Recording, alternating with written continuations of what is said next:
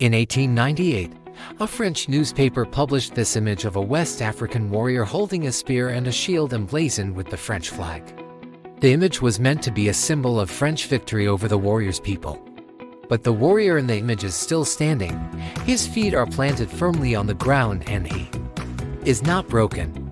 And that image actually represents the spirit of the man in the photographs, Samori Touré, who lived between 1864 and 1928 and led the longest resistance against French imperialism in West Africa.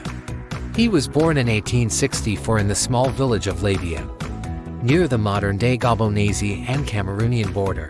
At the time, his father ruled a small state called the Samori Empire or the Mandinka Kingdom of Kankan, which at its peak encompassed parts of present-day Mali, Guinea, Senegal and Côte d'Ivoire.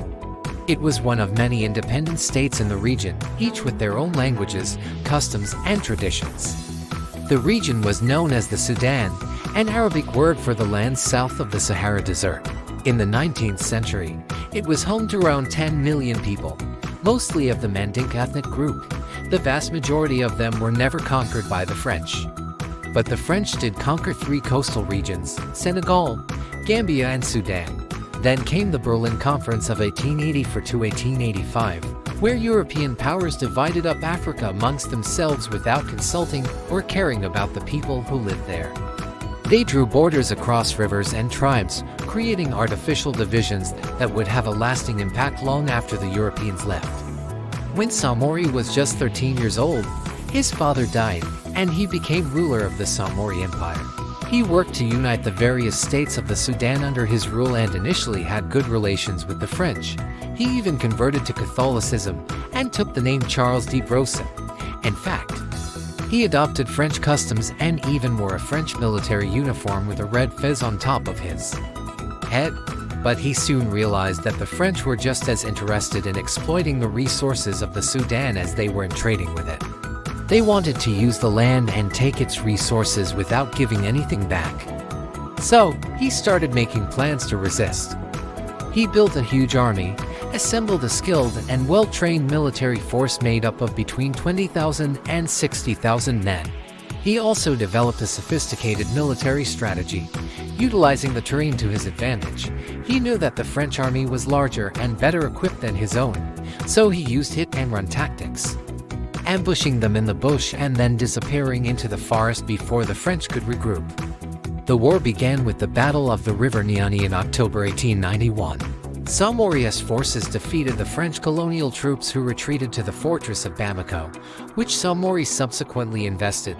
After 9 months of fighting, the fortress fell and Samori was proclaimed emperor of the Wassoulou Empire.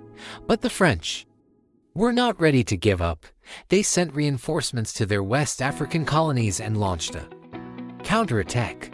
Despite being outnumbered, Samori's forces continued to resist. One of their most spectacular victories was at the Battle of Côte in 1893, but gradually, one by one, all of his allies abandoned him. Some were killed in battle. Others simply gave up and surrendered to the French. Eventually, Samori found himself alone, his army depleted, and his people demoralized. On December 28, 1898, he was captured and taken to a French prison ship where he spent the last 30 years of his life. He died on June 2, 1928, in exile in Gabon. Yet despite his defeat, Samori Touré remains a hero in many West African countries. A statue of him stands in the Place de l'Independence in Conakry, Guinea, and a university is named after him in Mali. Streets, markets, mosques, and football teams bear his name. He is celebrated as a Pan-Africanist martyr who fought against colonialism and for the liberation of Africa. And I think that is why he is still standing in that photograph. Because although his body may have been captured, his spirit will never be subdued. Thank you for watching this episode. If you enjoyed it, please give us a like and a comment to let us know what you thought. You can also subscribe to our channel so that you don't miss any of our future episodes. Until next time, this is your host saying, stay awesome, stay educated.